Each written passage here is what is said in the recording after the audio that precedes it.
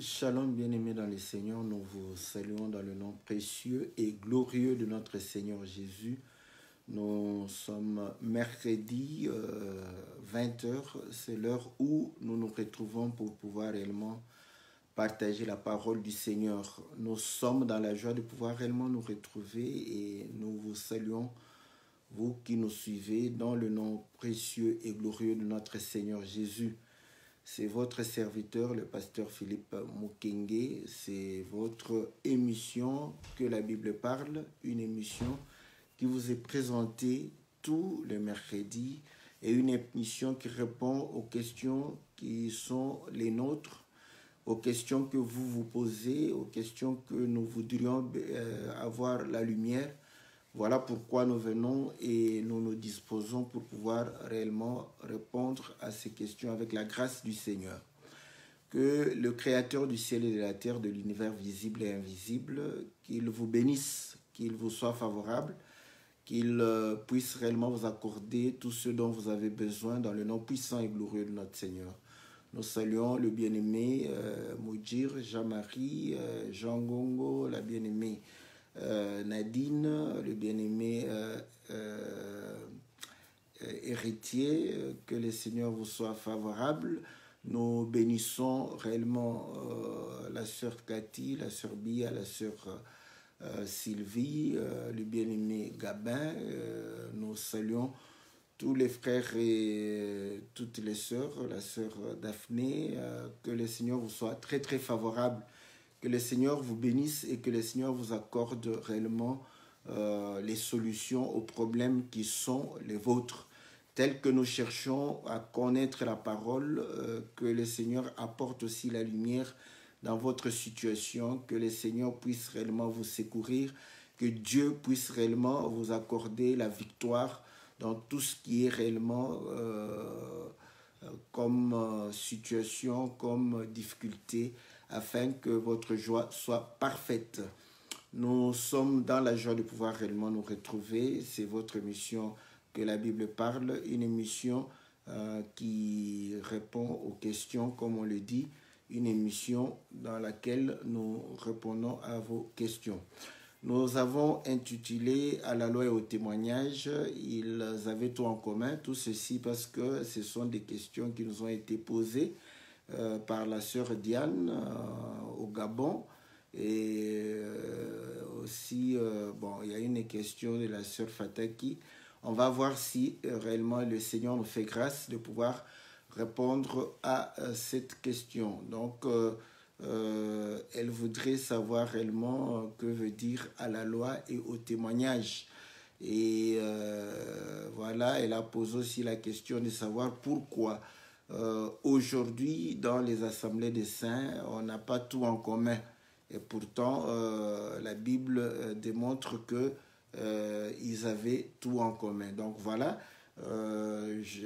pour avoir l'idée des questions, c'est pourquoi nous avons intitulé « À la loi et au témoignage », ils avaient tout en commun. Donc nous pouvons aussi essayer de démontrer aussi comment est-ce que à la loi et au témoignage, ils avaient tout en commun. Bon, ce n'est pas vraiment l'objectif.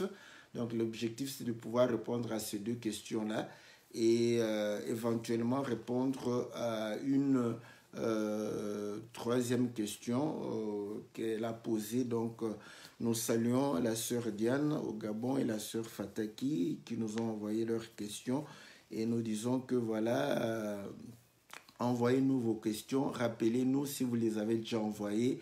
Donc, peut-être que nous avons perdu de vue de pouvoir réellement répondre à votre question. À ce moment-là, on pourra réellement s'atteler à pouvoir répondre à votre question. Voilà, sans plus tarder, nous allons pouvoir lire les Écritures, n'est-ce pas, l'Écriture qui parle de la loi et du témoignage. Nous sommes dans le livre de Ésaïe, Ésaïe au chapitre 8, au verset 20. La Bible dit ceci, Ésaïe chapitre 8, au verset 20.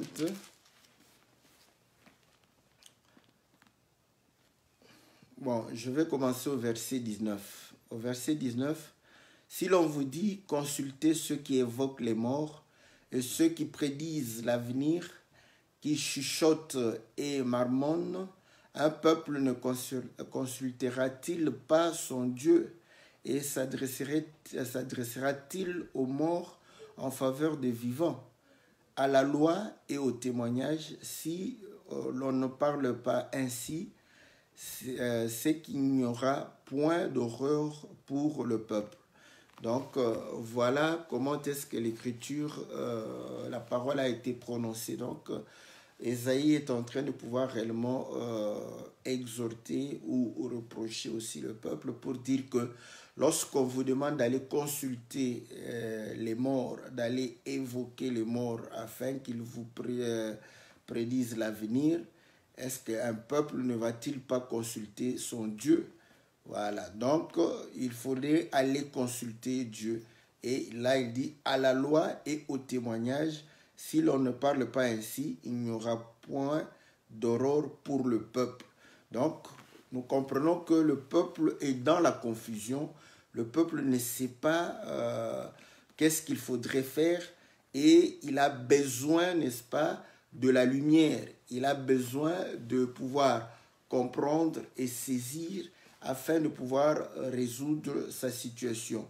Donc, à ce moment-là, le peuple a besoin qu'on puisse l'orienter et pouvoir réellement le diriger. Et ici, nous comprenons que le prophète est en train de pouvoir dire il faut consulter la loi. Et voilà, et si on vous parle à la loi et au témoignage, à ce moment-là, vous aurez la lumière sur votre situation. Et comme nous disons toujours, la Bible se répète d'une manière ou d'une autre. Donc, vous allez comprendre que Saoul s'est retrouvé dans une situation où il avait besoin d'une réponse, d'une lumière. Et il n'y avait pas de réponse parce que Samuel était mort. La Bible dit que ni par les rêves, ni par les songes, ni par le rhume et le tumim, ni par les fautes. Donc, Dieu n'avait pas parlé. Et pourtant, Saoul avait besoin de savoir s'il fallait aller au combat ou pas. Donc, nous comprenons qu'il avait besoin d'une lumière. Il avait besoin de pouvoir consulter Dieu. Mais Dieu ne lui répondait pas. Et donc, Saoul va pouvoir donner l'ordre, parce qu'il avait déjà auparavant donné l'ordre, de pouvoir exterminer, n'est-ce pas, tous ceux qui évoquaient les morts.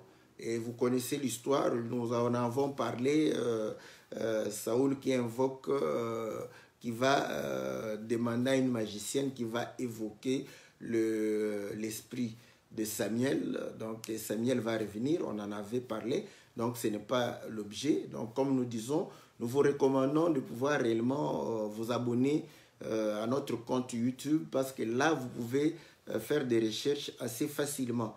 Donc, vous pouvez avoir un seul mot. Par exemple, vous dites, bon, est-ce qu'il a parlé d'une magicienne? Quand vous tapez magicienne, vous tapez mon nom, Philippe Mukenge. Ça va vous donner le titre, n'est-ce pas? Ou si j'avais dit Saoul consulte une magicienne, donc le titre viendra. Donc, c'est plus facile avec YouTube parce que là, il y a un moteur de recherche. Par contre, sur Facebook, vous aurez à pouvoir tourner ma page et comme on a des publications chaque semaine, vous aurez des difficultés. Donc, nous vous conseillons de vous abonner, n'est-ce pas, sur notre compte YouTube. Là, vous pouvez, même si vous vous dites que, bon, est-ce qu'il a déjà parlé de cette question ici? Donc, vous pouvez aussi prendre un mot-clé, vous introduisez. Peut-être que nous avons intitulé la vidéo avec un de mots-clés que vous allez introduire. À ce moment-là, vous pouvez suivre et si vous êtes satisfait, ça serait une bonne chose.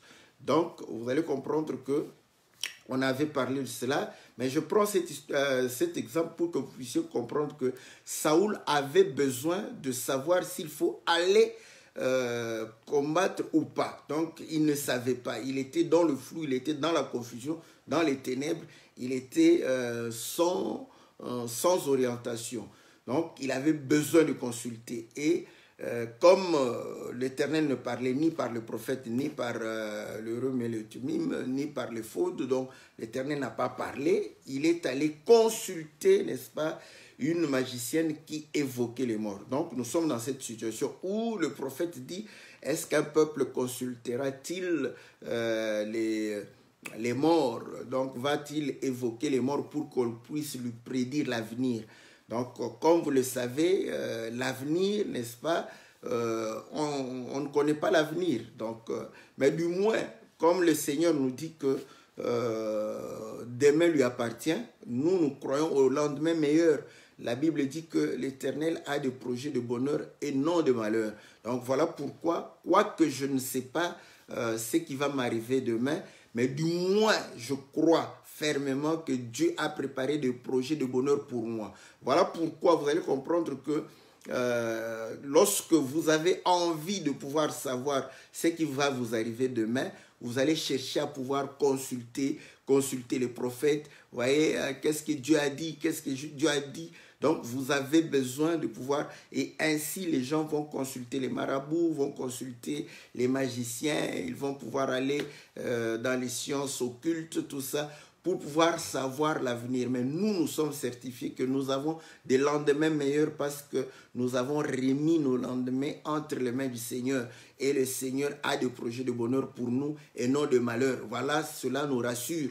Et ainsi, nous n'avons pas à pouvoir chercher à comprendre exactement ce que Dieu veut pour demain. Dieu veut, n'est-ce pas, de bonnes choses. Et la Bible dit que Dieu a préparé de bonnes œuvres pour nous. Donc, dès avant la fondation du monde. Donc, les bonnes choses nous ont été préparées. Voilà pourquoi nous sommes dans l'assurance et nos lendemains sont meilleurs. Maintenant, nous comprenons que ce peuple ne voit pas loin, ne voit pas l'avenir, ne comprend rien. Donc, il est dans la confusion, a besoin de pouvoir recevoir la lumière.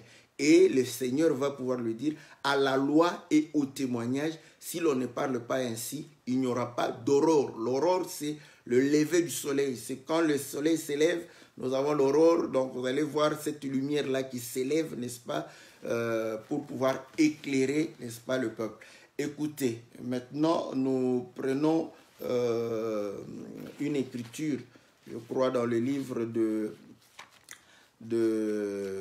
1 Pierre ou 2 Pierre, je vais chercher 2 Pierre, lorsque Pierre est en train de pouvoir dire que nous tenons d'autant plus à la parole prophétique. Donc, voilà, 2 Pierre, chapitre, je pense 2,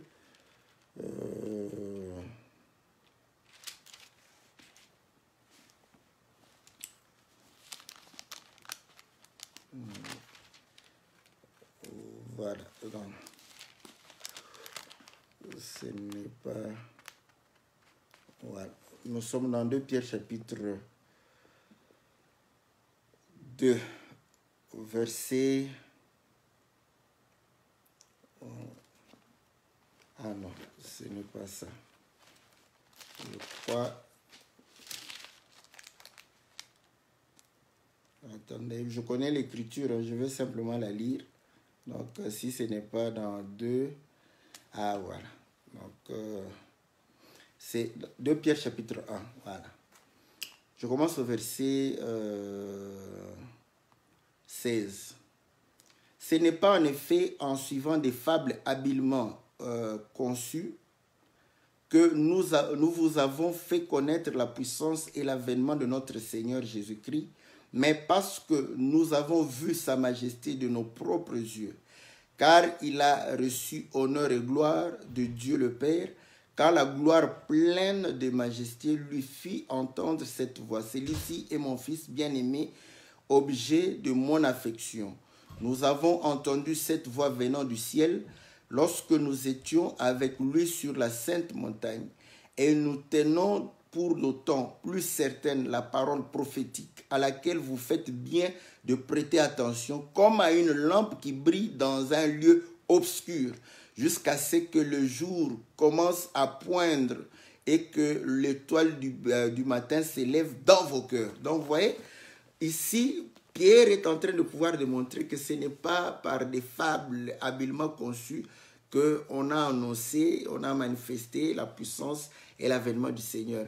Mais c'est en ayant entendu la voix, n'est-ce pas, lorsqu'ils étaient dans la montagne, et tenant d'autant plus certaine la parole prophétique à laquelle nous faisons bien de prêter attention, comme, n'est-ce pas, à une lampe qui brille dans un lieu obscur. Donc, vous voyez, la parole prophétique, donc, va faire briller, n'est-ce pas, la lumière.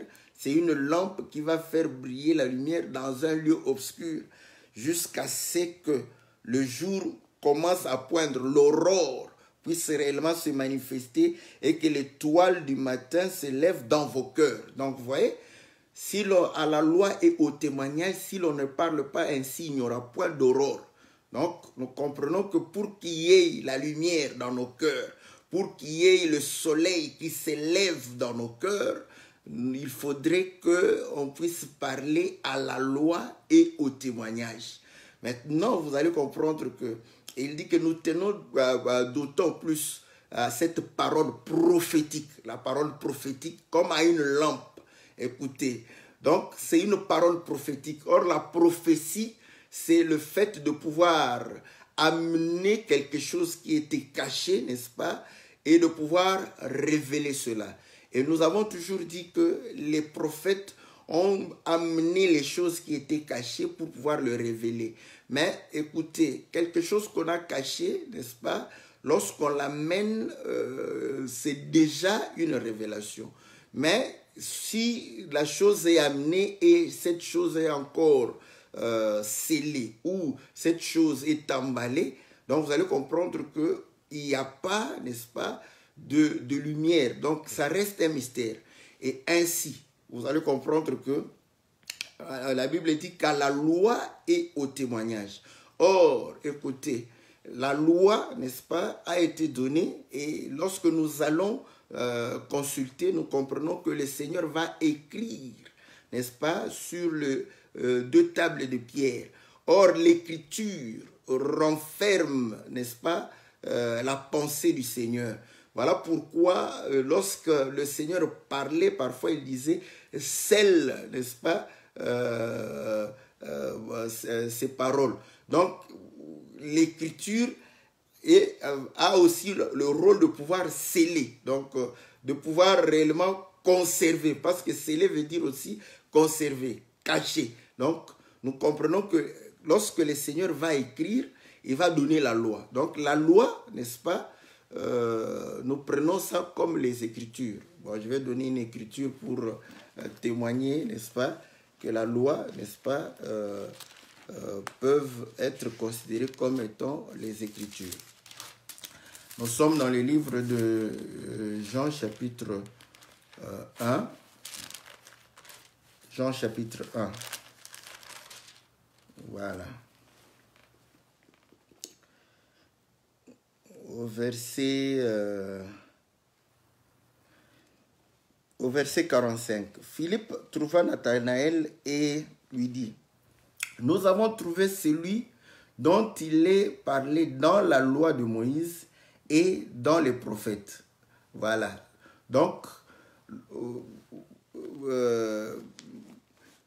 bon, d'autres versions disent, n'est-ce pas, « Nous avons trouvé celui de qui la loi a écrit et dont a parlé les prophètes. » Donc, vous allez comprendre que la loi parle aussi. Voilà pourquoi quand nous disons que la Bible parle, certains parfois peuvent se poser des questions, mais la Bible parle. Oui, la Bible, c'est déjà un langage, ça parle. Donc, l'écriture, n'est-ce pas, c'est un langage. Donc, nous comprenons que l'écriture, c'est aussi un parler. Donc, ils disent que voilà, donc il est écrit dans la loi, ou il est parlé dans la loi de Moïse et dans les prophètes. Donc nous comprenons que la loi et les prophètes, n'est-ce pas, ont rendu témoignage, n'est-ce pas, du Seigneur. Donc, or, le peuple pouvait consulter la loi. Pour consulter la loi, il allait consulter les Écritures.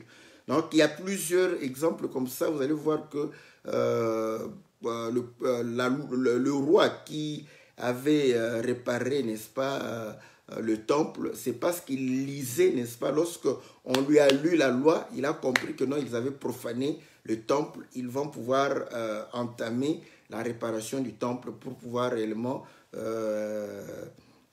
restaurer, n'est-ce pas, le culte. Donc nous comprenons que pour consulter la loi, on consulte les écrits parce que la loi a été écrite. Donc voilà, on consulte les écrits. Et dans 2 Corinthiens chapitre 3, on dit que lorsqu'il faut la lecture, n'est-ce pas, de la loi, lorsqu'il faut la lecture de l'Ancien Testament, le voile est jeté. Donc vous allez comprendre qu'ils consultent les Écritures parce qu'ils avaient les écrits.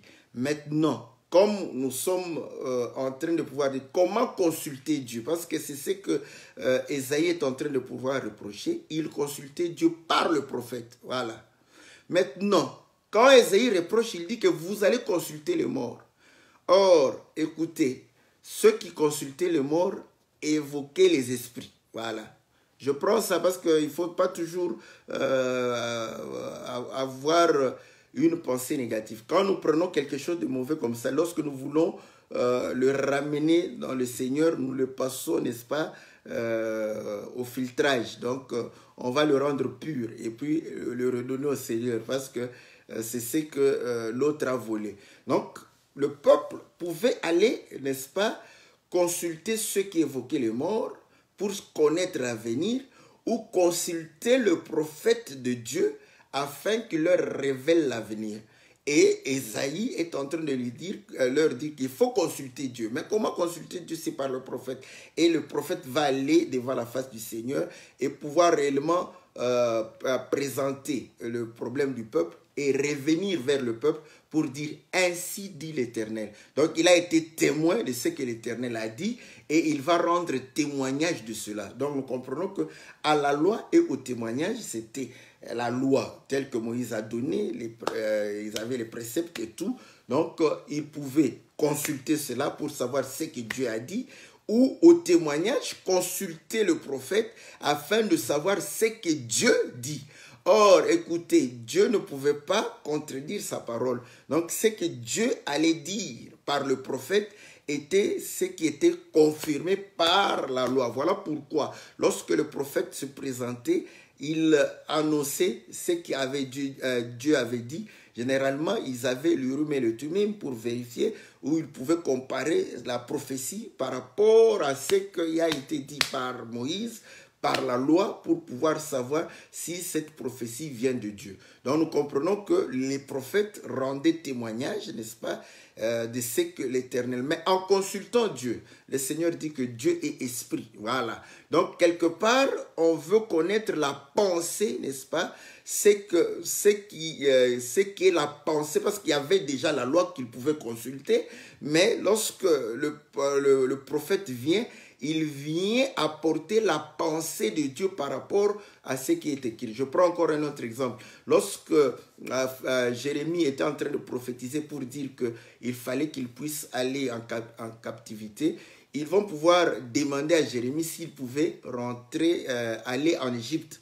Et Jérémie va leur dire que non, cela n'est pas correct. Jérémie va aller consulter l'Éternel.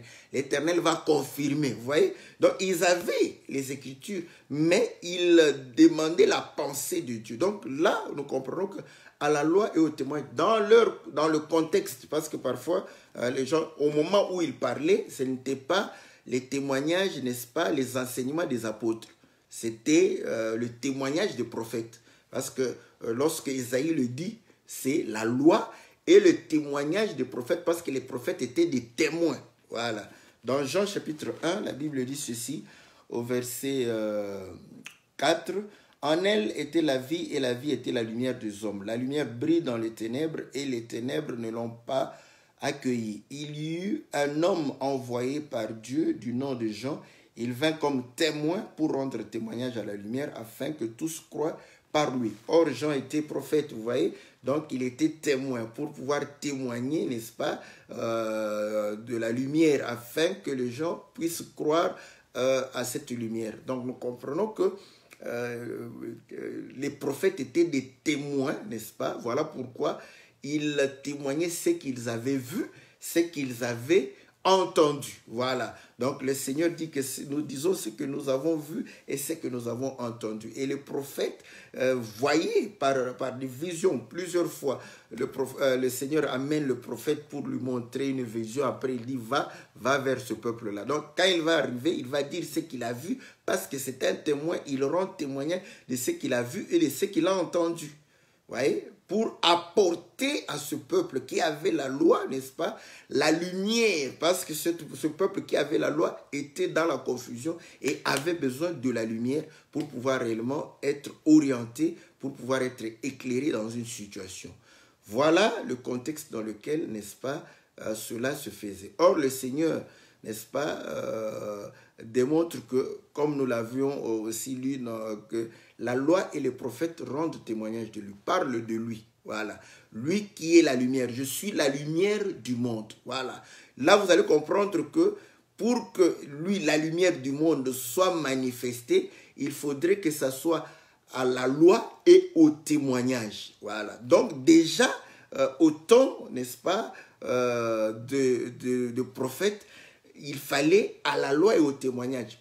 Comme lui-même dit que le témoignage de deux est vrai, n'est-ce pas? Pour pouvoir parler de lui-même, il a fallu qu'il y ait témoignage de deux. À la loi et au témoignage, c'est alors que lui, la lumière, va être manifestée. Mais écoutez maintenant, lui-même va pouvoir prendre, n'est-ce pas, la loi, les psaumes et les prophètes, les englober dans la loi, n'est-ce pas? Dans le temps, n'est-ce pas, de la loi. Voilà. Donc, je crois que quand il parlait de Jean, il démontrait que les prophètes ont prophétisé depuis, n'est-ce pas, Moïse, depuis la loi jusqu'à Jean. Donc, il va mettre tout cela dans la loi. Parce que tous les prophètes qui ont suivi ont prophétisé en Moïse. Moïse était la représentation de la loi. Donc, dans ce cas-là, nous comprenons que la loi, les psaumes et les prophètes, c'est aussi la loi. Quand le Seigneur dit que dans votre loi, n'est-ce pas, il est dit que vous êtes de Dieu, c'était dans les psaumes. Donc, il prend les psaumes comme étant la loi. Donc, ce n'était pas des préceptes, ce n'était pas des ordonnances, ce n'était pas, n'est-ce pas, des lois qui ont été écrites sur les deux tables. Mais il parle de tout ça comme étant la loi. Voilà pourquoi la Bible dit que la loi est venue avec Moïse, la grâce et la vérité et la grâce sont venues avec le Seigneur.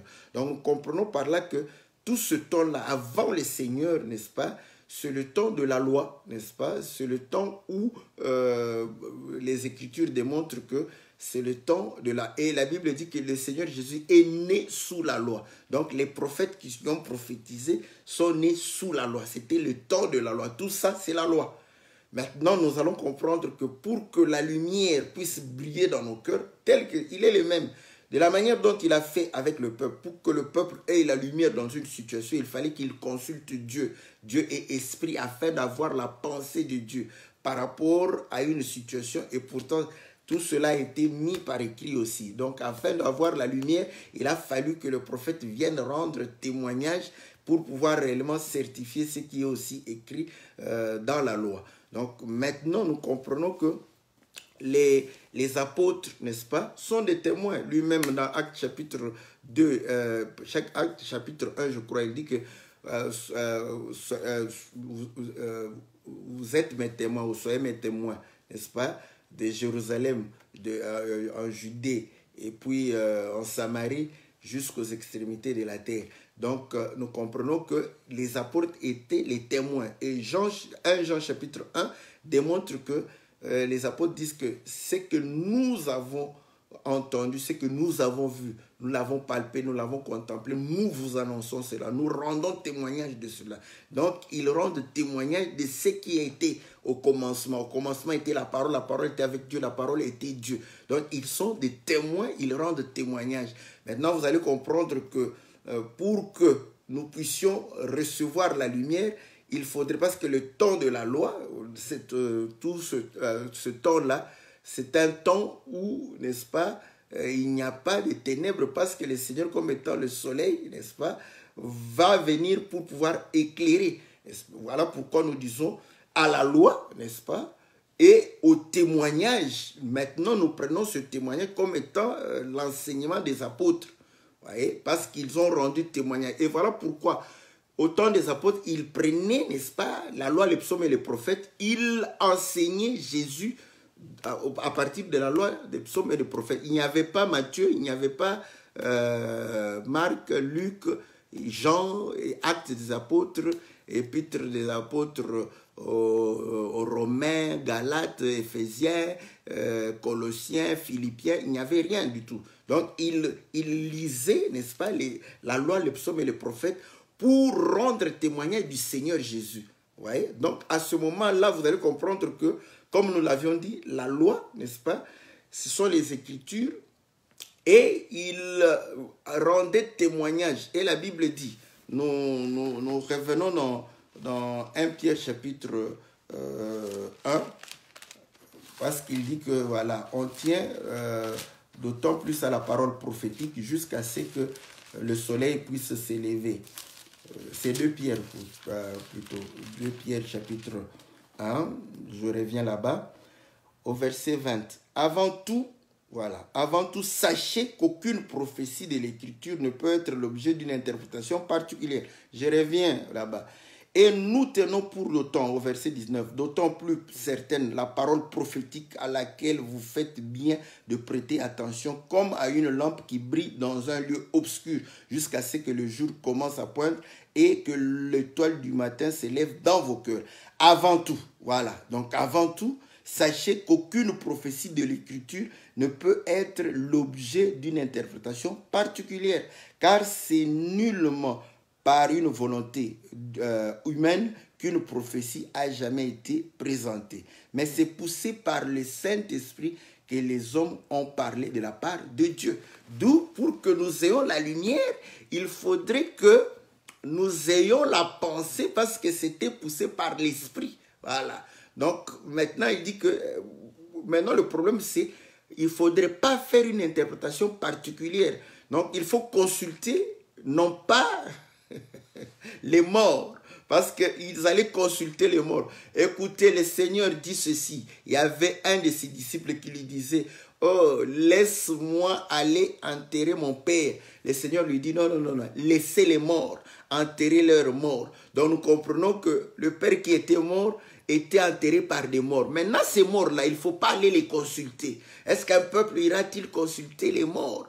Non, pour se connaître l'avenir, mais il doit consulter son Dieu. Au commencement était la parole était avec Dieu, la parole était Dieu. Voilà pourquoi nous consultons Dieu, nous consultons la pensée du Seigneur. Et ainsi nous comprenons qu'il faudrait revenir vers le Seigneur, parce que le Seigneur, n'est-ce pas, est la lumière. Donc pour que la parole, la prophétie ne soit pas une interprétation particulière, l'écriture, n'est-ce pas, ne puisse pas avoir une interprétation particulière, nous devons, comme Jean chapitre 19, verset 10 dit, rendre témoignage de Jésus. Voilà, le témoignage de Jésus est l'esprit de la prophétie. Donc, quand vous lisez une écriture, il faudrait que vous puissiez rendre témoignage de Jésus-Christ pour que nous puissions avoir la lumière. C'est Jésus qui est lumière qui va pouvoir réellement éclairer nos cœurs qui sont dans l'obscurité, qui sont réellement dans les ténèbres, qui veulent recevoir la lumière de la part de notre Seigneur. Donc, c'est comme ça que nous apportons, n'est-ce pas, la lumière dans le cœur des gens. Parce que lorsque vous lisez les Écritures, n'est-ce pas, cela semble être difficile. Et vous savez ce qui complique, c'est lorsque vous lisez, vous vous dites, oh, mais comment ça? Vous vous représentez. Voilà. Donc, vous ne pouvez pas apporter la lumière, ni ton pasteur, ni ton évangéliste, ou ni quelqu'un d'autre. Mais c'est le Seigneur qui apporte la lumière. Voilà pourquoi c'est le témoignage du Seigneur Jésus. Nous venons pour rendre témoignage. Nous comprenons que c'est lui le soleil, c'est lui la lumière. Les Écritures, la loi, les psaumes ont rendu témoignage de lui. Donc il faut parler de lui afin que la lumière puisse réellement jaillir. Lui qui est la lumière puisse briller dans nos cœurs pour que nous puissions réellement recevoir cette nature divine. Au commencement était la parole était avec Dieu, la parole était Dieu, en elle était la vie, cette vie est la lumière des hommes. Cette lumière est venue chez les ciels ne l'ont point reçue. À tous ceux qui l'ont reçue, la lumière, voilà, la lumière Ce n'est pas la parole seulement, la lumière, parce que cette parole est une lampe, mais la lumière qui est dedans, c'est celle qui donne réellement la nature divine en nous. Ceux qui ont reçu la lumière. Or, comment vient la lumière? Par la loi et le témoignage. Donc, nous consultons les Écritures et nous apportons, n'est-ce pas, le témoignage de Jésus par rapport à l'Écriture. C'est alors que la lumière vient. Et quand nous recevons cette lumière, nous recevons la nature divine. À ceux qui l'ont reçue, elle a donné, la lumière a donné le pouvoir de devenir enfant de Dieu. Voilà. Donc, c'est comme ça que le peuple de Dieu, n'est-ce pas, va pour autant avoir la lumière. Et il est Père de lumière. Nous deviendrons lumière. Vous êtes la lumière, n'est-ce pas? Parce que Dieu est lumière. Voilà, n'est-ce pas, comment est-ce que cette écriture à la loi et au témoignage. Donc, en son temps, les prophètes consultaient Dieu. Donc, Dieu leur donnait sa pensée donnée. Et cela était conforme aux Écritures. Voilà pourquoi c'était un témoignage. Et la loi, c'était ce qui était écrit, ce qu'ils avaient comme précepte ordonnance, comme loi aussi, les 10 commandements. Donc, ils avaient tout, n'est pas écrit, mais il fallait que la lumière vienne du témoignage des prophètes. De la même manière, n'est-ce pas, nous comprenons qu'aujourd'hui, les Écritures, la lumière vient, n'est-ce pas, parce que quand nous parlons des enseignements des apôtres, parce qu'ils ont témoigné le Seigneur. Mais le problème, ils ont pris ces enseignements mis par écrit. Ils ont scellé encore ça. Voilà pourquoi certains d'entre nous ont des difficultés de voir. Bon, j'aime bien utiliser les termes qui rassemblent tout le monde. Moi, je n'aime pas diviser. Parce que si vous dites que certains d'entre nous refusent, quand vous leur dites qu'on peut interpréter ce qu'on appelle les enseignements des apôtres, ils disent non. Non, non, non, d'abord on ne peut pas interpréter. Les apôtres ont déjà interprété. Bon, calmons-nous, calmons-nous. Voilà mais on peut lire le Seigneur dans leurs enseignements. Parce que quand ils ont interprété, ils parlaient du Seigneur. Mais en parlant du Seigneur, où est le Seigneur? Le Seigneur lui-même dit, j'avais faim, vous m'avez donné à manger. Donc, il faut enlever l'entendement que le Seigneur, vous fermez les yeux, vous voyez le Seigneur Jésus avec une longue barbe, avec de longs cheveux, avec une longue robe en brillant là-bas. Ça, il faut enlever cette conception-là. Le Seigneur lui-même dit, quand j'avais faim, comment? Moi, quand j'ai faim, on va parler de tout est en commun bientôt, n'est-ce pas? Je viens et vous me donnez à manger. Mais toi, tu vas croire que tu me donnes à manger, mais tu donnes au Seigneur Jésus. Donc, vous allez comprendre que en parlant de moi, donc, en réalité, on parle aussi du Seigneur parce que j'ai la nature du Seigneur. Voilà. Donc, comme Paul dit que nous sommes des lettres de Christ. Voilà.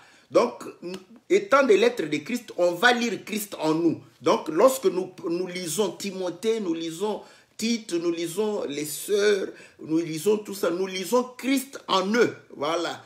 Donc, nous pouvons lire Christ en eux. Bon, si interpréter te donne des vertiges, voilà le terme que nous utilisons, que les apôtres étaient des lettres, ainsi que ceux qui ont cru étaient des lettres, n'est-ce pas, de Christ, qui doivent être vues et lues. Voilà. Aujourd'hui aussi, nous lisons ces lettres-là, mais ce sont les lettres de Christ, donc qui parlent de Christ, qui parlent de la vie de Christ en eux, qui parle de la vie de Christ dans la sœur, dans Phoébé, n'est-ce pas? Voilà, la diaconesse Phoébé, dans Dorcas, qui parle, n'est-ce pas, dans les Tichiques, tout ce genre-là, n'est-ce pas, qui ont cru à la parole. Donc, ils sont des lettres. Donc, nous devons lire Christ en eux. Donc, quand je lis ce que les gens appellent le Nouveau Testament, moi, je rends témoignage de Christ aussi là-dedans. Voilà. Donc, vous allez comprendre que le témoignage, c'est le témoignage de Christ, rendre le témoignage de Christ, ressortir Christ à la loi, les Écritures. Donc, voilà pourquoi toutes les Écritures, de Genèse jusqu'à Apocalypse, nous devons rendre témoignage, n'est-ce pas, du Seigneur Jésus, afin que la lumière puisse réellement réagir. Voilà pourquoi, lorsque Paul dit je, donc toi quand tu vois Paul, nous voyons le Seigneur, n'est-ce pas? Voilà, donc quand ils disent nous. Nous. Donc, quand tu vois, non, ça, ce sont les apôtres. Nous comprenons que c'est Jésus, parce que les apôtres étaient réellement l'image du Seigneur Jésus. Voilà pourquoi on a appelé ceux qui avaient cru des chrétiens. Donc, ils ont vu Christ en eux. Donc, voilà. Comment moi, aujourd'hui, je ne peux pas voir Christ dans ces gens-là? Voilà pourquoi je vois Christ dans eux. Je vois Christ depuis Genèse jusqu'à Apocalypse.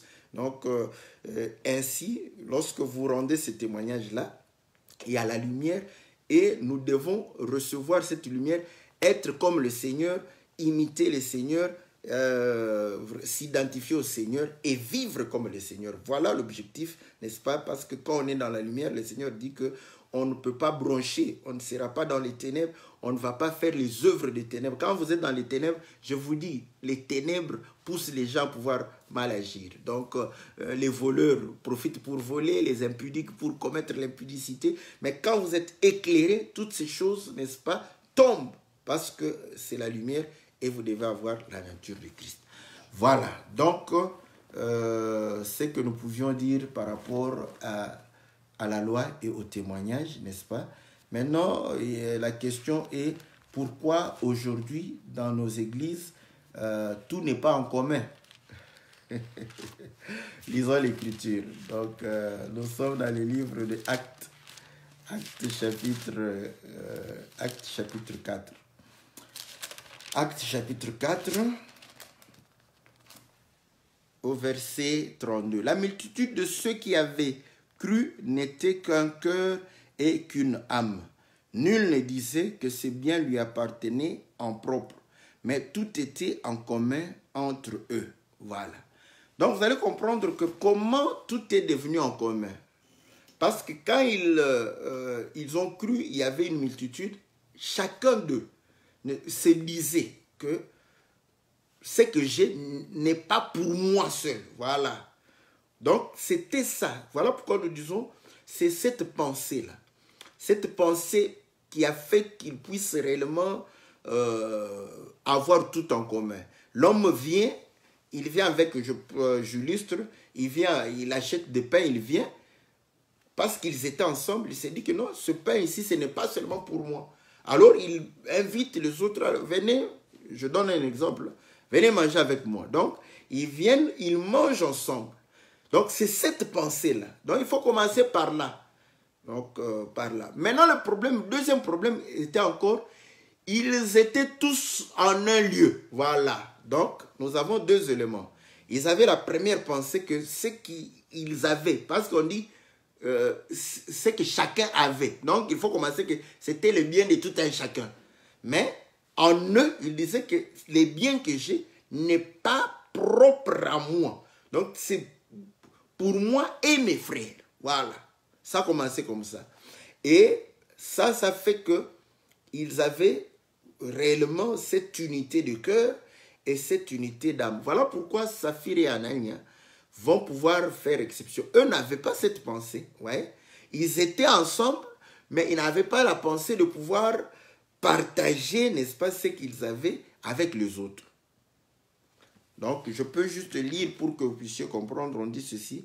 Avec une grande puissance, les apôtres rendaient témoignage de la résurrection du Seigneur Jésus et une grande grâce reposait sur eux tous. Car il n'y avait parmi eux aucun indigent. Tous ceux qui possédaient des champs et des maisons les vendaient, apportaient le prix de ce qu'ils avaient vendu et les déposaient aux pieds des apôtres et l'on distribuait à chacun selon qu'il avait besoin. Joseph, surnommé par les apôtres Barnabas, ce qui signifie fils d'exhortation, lévite originaire de Chypre, vendit un champ qu'il possédait, apporta l'argent et le déposa aux pieds des apôtres. Voilà, maintenant vous allez comprendre que voilà pourquoi on dit à la loi et au témoignage. Si on ne parle pas ici, il n'y aura pas la lumière. Nous venons de lire, maintenant on dit, ah voilà, c'est l'église, c'est ça. Nous disons, le Seigneur dit que soyez un. Voilà, l'unité, c'est ça, avoir tout en commun, tout ça, voilà. Maintenant, comment aujourd'hui? Oui, parce que ça, c'est la lettre, n'est-ce pas?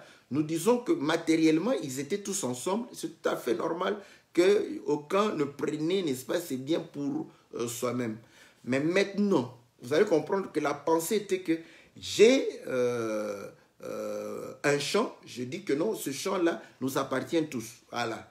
Il y avait deux possibilités. Donc, soit nous demandons aux frères de pouvoir aller travailler dans le champ, vous voyez, ou nous vendons le champ et nous prenons le revenu du champ et nous distribuons à tout le monde. Vous voyez. Donc, si nous gardons le champ et que les frères vont travailler dans le champ, c'est pour nous tous. Voilà. Si nous vendons, nous partageons, comme nous venons de voir Barnabas a dû vendre et amener, n'est-ce pas, l'argent, et on a distribué à tout le monde. Mais maintenant, je vais prendre une écriture, n'est-ce pas, dans le livre de Galates, Galates 6, n'est-ce pas? La Bible dit ceci, que celui à qui l'on enseigne la parole fasse participer à tous ses biens celui qui l'enseigne. Voilà, j'aime ça. Donc, on dit, celui à qui on enseigne doit faire participer à l'enseignant, n'est-ce pas, lui faire participer à tous ses biens. Voilà. Donc, ça, ce français ici, je l'aime bien. Parce qu'ici, il y a l'autre version, on dit, faites part de tous vos biens à celui qui vous enseigne la parole. Là, les gens ont l'esprit que non, il faut donner seulement. Non, faites part, faire participer. Voilà. C'est aussi différent de, parce que donner aussi, c'est faire. Je vais parler français et puis je vais parler pensée du Christ. Donc, j'ai un peu j'ai de l'argent. Voilà, c'est lui qui m'enseigne la parole, je lui donne l'argent. Donc, je lui fais participer à mes revenus. OK? J'ai 2 chemises, 3 chemises, il vient, je lui donne une chemise, je lui fais participer aussi. OK? Je n'en disconviens pas. Mais ce n'est pas seulement ça. Maintenant, j'ai ma voiture. Voilà.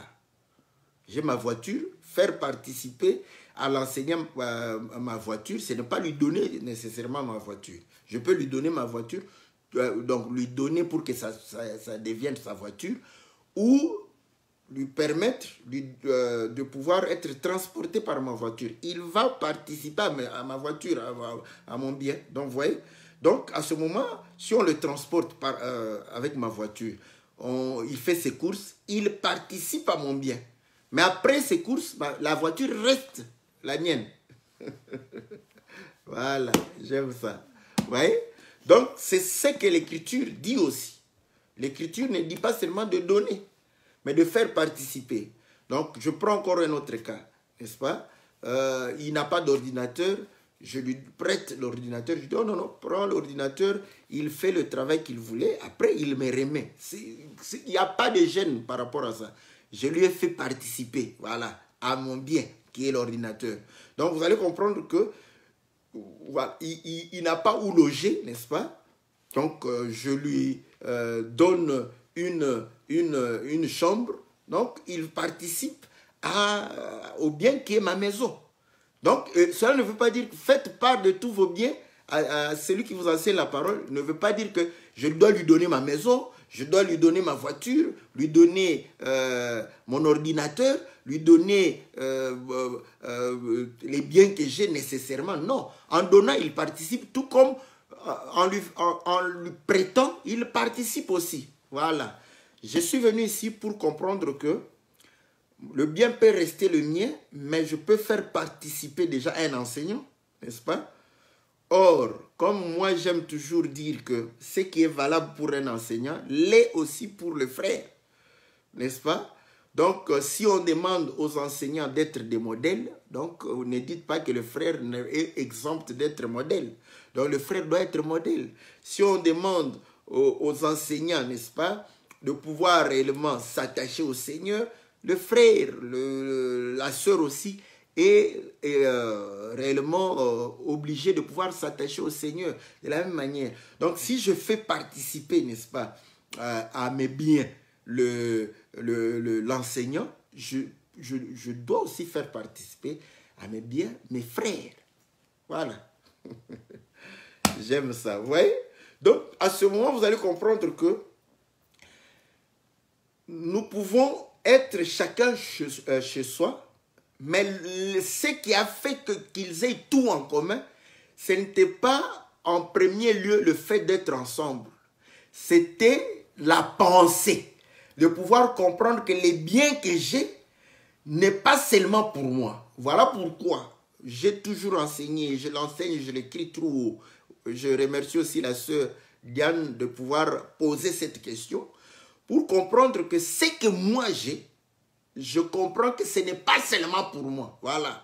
Donc, ce que j'ai, c'est pour moi et c'est pour mes enfants, pour ma femme et pour les enfants de Dieu. Voilà.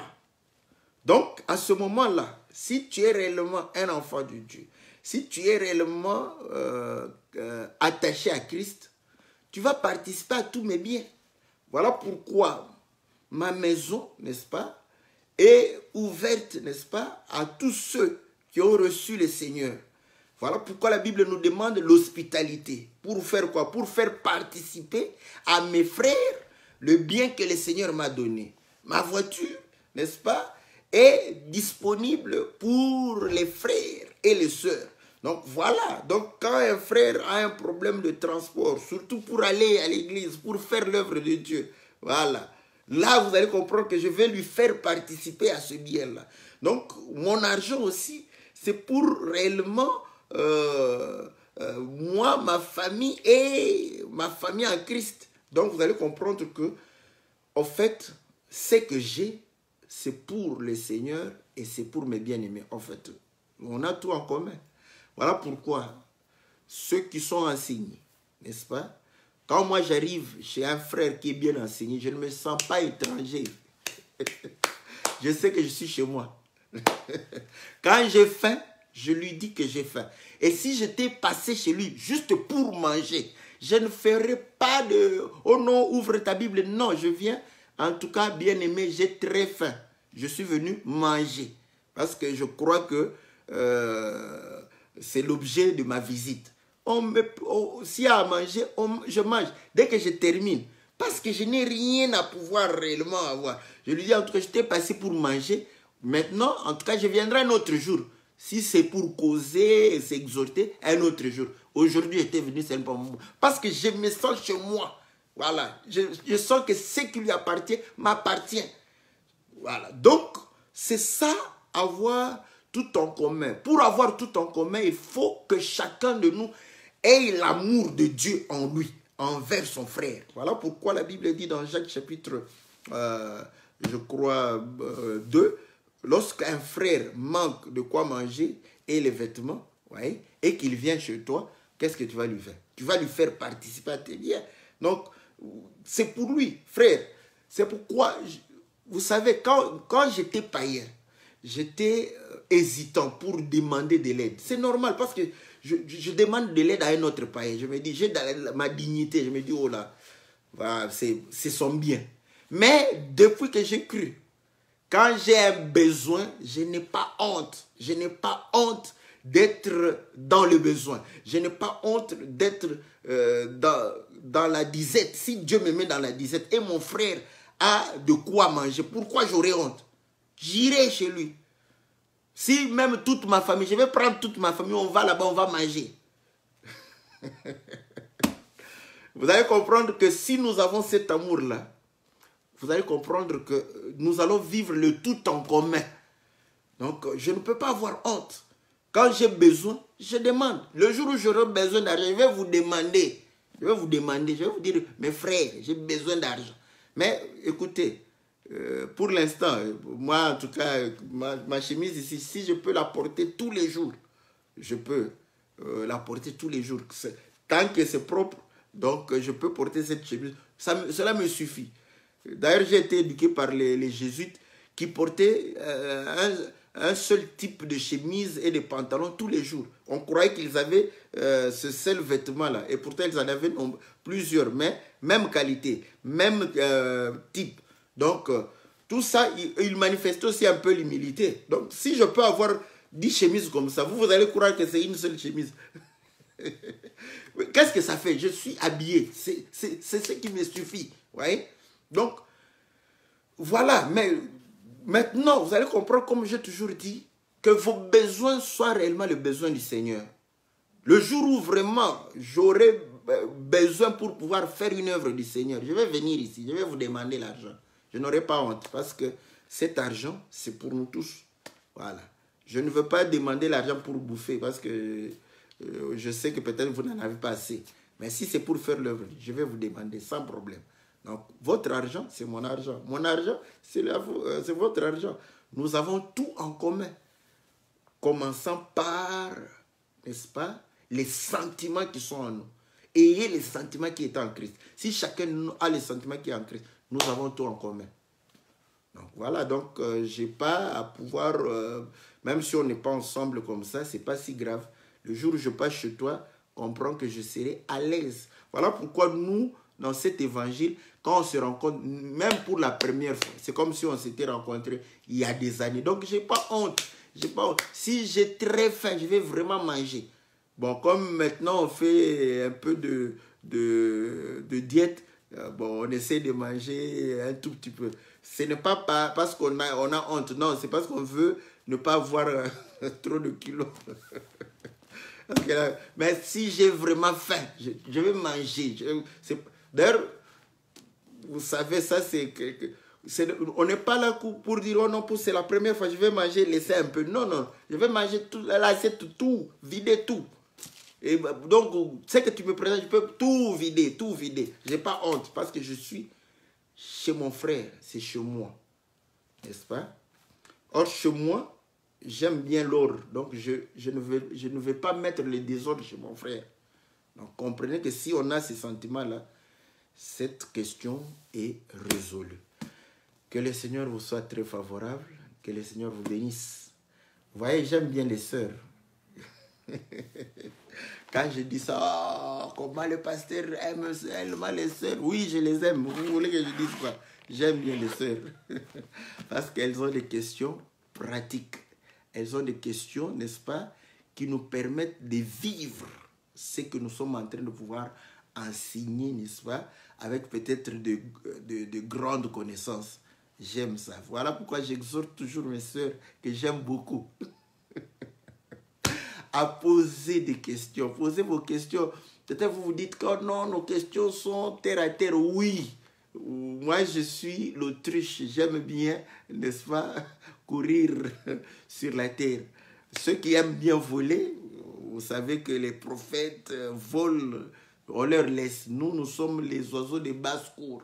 Donc, on ne vole pas trop. Donc, nous aimons bien avoir nos pieds sur terre, afin que cet évangile, n'est-ce pas, ne soit pas seulement une connaissance qui enfle, mais une connaissance qui nous amène à la repentance, qui nous amène à l'amour fraternel, une connaissance qui nous amène à la solidarité, à l'hospitalité, à la libéralité, une connaissance qui nous amène aux bonnes œuvres. Voilà. Mes sœurs, posez vos questions. Je les aime beaucoup. Donc, que le Seigneur vous soit très, très favorable. N'est-ce pas?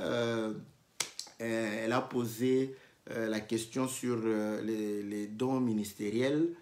Donc, comme il y a aussi la sœur Fataki qui a posé cette question-là, donc je vais essayer de pouvoir répondre parce que la sœur m'a posé la question de savoir pourquoi l'évangéliste... On nous a même dit ça. On a dit, mais pourquoi aussi dans l'évangile éternel, il y a moins d'évangélistes? Quelqu'un m'a dit, je n'ai jamais connu d'évangéliste dans l'évangile. Non, bon, dire ça, c'est prétentieux. Nous avons des évangélistes, n'est-ce pas? Mais maintenant, ils disent, oh, mais chez vous, il y a trop de docteurs, n'est-ce pas? Et de prophètes, oui, c'est normal. Moi, je trouve ça normal qu'il y ait beaucoup de docteurs parce que la manière dont on est en train de communiquer, c'est plus facile que la grâce d'enseignant soit réellement répandue. C'est normal, c'est la manière dont... Moi, je reconnais être pasteur, mais vous allez comprendre que beaucoup disent que je suis docteur. Je ne le suis vraiment pas. Je ne crois pas être docteur, mais nous sommes tous vraiment dans l'évangile. Si tu veux bien prêcher l'évangile éternel, n'est-ce pas? Si tu veux prêcher cet évangile, tu dois réellement avoir les enseignements. Donc, baser l'exhortation sur l'enseignement, la prédication sur l'enseignement. Donc tout ce que l'enseignement de Christ est la base. Voilà. Donc voilà, c'est comme ça que on a tendance à croire que voilà, on est... Bon, il y a encore... Ça, ce sont des choses... Bon, ça, moi aussi, je provoque des questions. Donc, certains d'entre nous croyaient que non, un pasteur ne peut pas...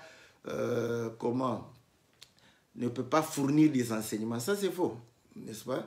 Ou un pasteur ne peut pas avoir la révélation d'une écriture sans que le prophète... C'est faux. Bon, si tu crois... Si tu crois, si toi, pasteur, tu crois que pour parler, avoir la révélation sur une écriture, il faut que le prophète parle. Ta foi, c'est ta foi, ça t'arrivera ainsi. Donc toi, tu vas parler toujours après un prophète. Mais moi, je crois qu'avec la grâce du Seigneur, même une écriture que je n'ai jamais entendue de la part d'un prophète, docteur, apôtre, ou si Dieu me fait grâce, j'aurai la lumière sur cette écriture-là. Mais je parlerai avec ma grâce, je parlerai avec la grâce du pasteur. Donc là, cette grâce ne me sera pas enlevée. Mais je peux avoir. Moi, je n'ai pas de livre où je dis que non, ça c'est réservé à... Donc, Ézéchiel, Apocalypse, tout ça, j'y prêche avec la grâce du pasteur. Donc, même l'Apocalypse, on va prêcher ça avec la grâce du pasteur. Donc, voilà. Mais lorsque nous nous appuyons sur les enseignements, donc les gens croient que nous tous, nous sommes des docteurs. Donc, même chez nous ici, il y a moins d'évangélistes. Ça, c'est vrai. Ce qui est vrai, nous ne disons pas qu'il n'y a pas d'évangélistes. Il y a des évangélistes, mais ils sont moins nombreux. Voilà. Maintenant, la sœur dit, mais donc c'est comme si l'évangéliste, c'est un petit ministère. Donc, on va expliquer, n'est-ce pas, tout ça pour comprendre, n'est-ce pas, parce que la sœur dit, s'il faut dans une église, que les 5 dons du ministère soient présents dans une église locale. Donc, on va répondre à cette question, si Dieu nous fait grâce, le mercredi prochain. Donc, je vais lier la question de la sœur Diane avec la question de la sœur Fataki. Comme ça, on va pouvoir répondre. Que le Seigneur vous soit très, très favorable. Nous remercions tous les bien-aimés qui, non seulement nous soutiennent par des prières, qui nous soutiennent, n'est-ce pas, au travers de cette... qui nous soutiennent aussi en nous donnant des moyens, parce que je vous dis qu'il y a des frères qui nous donnent, n'est-ce pas, des moyens pour que nous puissions faire l'œuvre de Dieu. Que le Seigneur les bénisse, n'est-ce pas, que Dieu vous récompense, que Dieu vous donne davantage dans le nom puissant et glorieux de notre Seigneur Jésus. Amen.